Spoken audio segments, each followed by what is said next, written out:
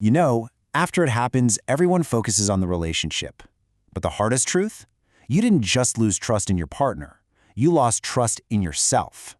You lost trust in your ability to read a room, in your own gut instincts. You lost that quiet, everyday assumption that the person sleeping right next to you was exactly who you thought they were.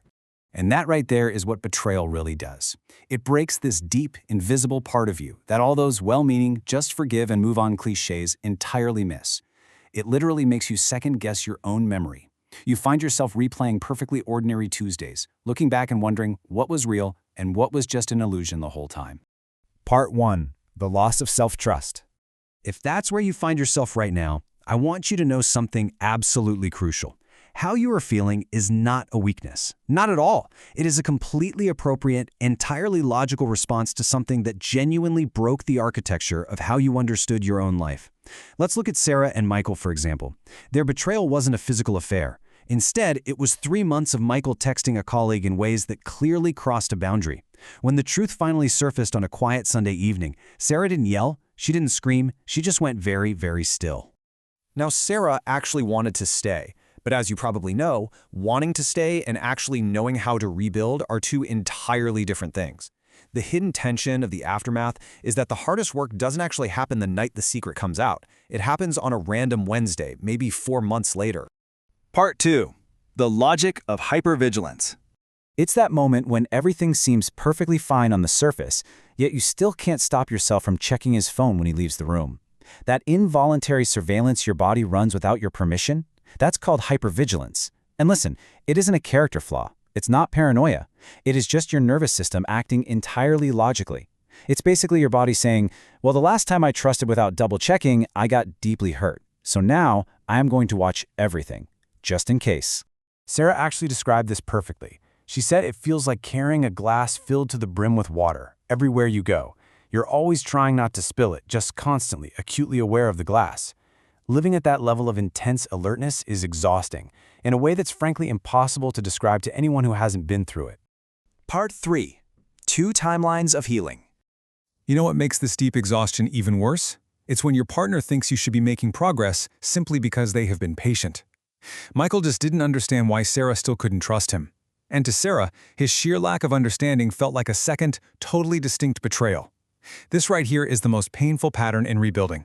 It's 2 people in the exact same relationship experiencing 2 completely different timelines.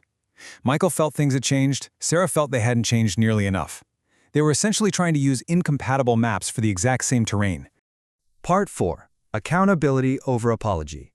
So, what finally helped them wasn't just another standard apology.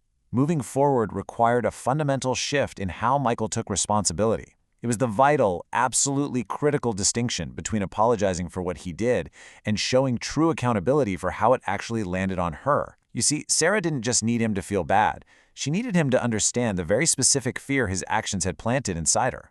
She needed him to see that she didn't just feel hurt, she felt like she wasn't enough. And then, one day, Michael finally said it, completely unprompted. He looked at her and said, "I have to live with knowing I made you feel that way." When he said that, something shifted. Now, not everything, and certainly not immediately, but something finally loosened in her chest that had been held impossibly tight for a very, very long time. Part 5. The architecture of trust. The truth is, rebuilding trust doesn't look like returning to the relationship you had before. Honestly, that relationship is gone. The trust that held it together was built on assumption. What you are building now, on the other side of this, has to be built on proof. And tested trust isn't a lesser version of love. In many ways, it's actually a much more mature one. But walking this path requires 3 very specific things from both people, if it's going to work. First, the person who caused the harm has to show up with consistent accountability over time, and they have to do it without expecting gratitude for simply doing what they should have been doing all along. Second, the person who was hurt needs to name the fear hiding underneath all that anger. Anger can circle indefinitely, but it never actually touches the wound it's trying to protect. And third, both people have to grieve the old relationship together. Sharing that grief, as painful as it is, creates a kind of deep intimacy that nothing else really can. Part 6. Going forward together. Today, Sarah definitely still has hard days. And Michael? He still carries the weight of his actions. But there is a totally new kind of honesty between them now. They know each other more clearly today than they ever did when everything was simply fine. And it turns out, knowing each other clearly, even when it is deeply uncomfortable, feels a lot more like real safety than the fragile version they had before. Trust doesn't just magically return on its own, but with work, it can be deliberately reconstructed. If the ideas in today's explainer resonated with you, and you find yourself wanting to go deeper into transforming your own relationship through self-awareness and emotional understanding, I have written a Kindle book that might help. It's called Harmonious Marriage: Elevate Your Marriage with Self-Awareness.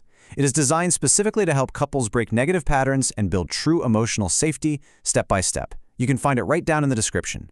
You might also want to explore my second book, Mantras of Love, based on Hindu wisdom, for some really beautiful, timeless principles on true connection. Both of those links are in the description.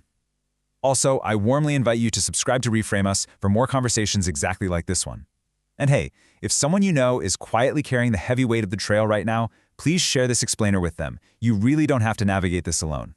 Because ultimately, rebuilding isn't about going backward. It's about going forward, with your eyes wide open and your hands extended toward each other.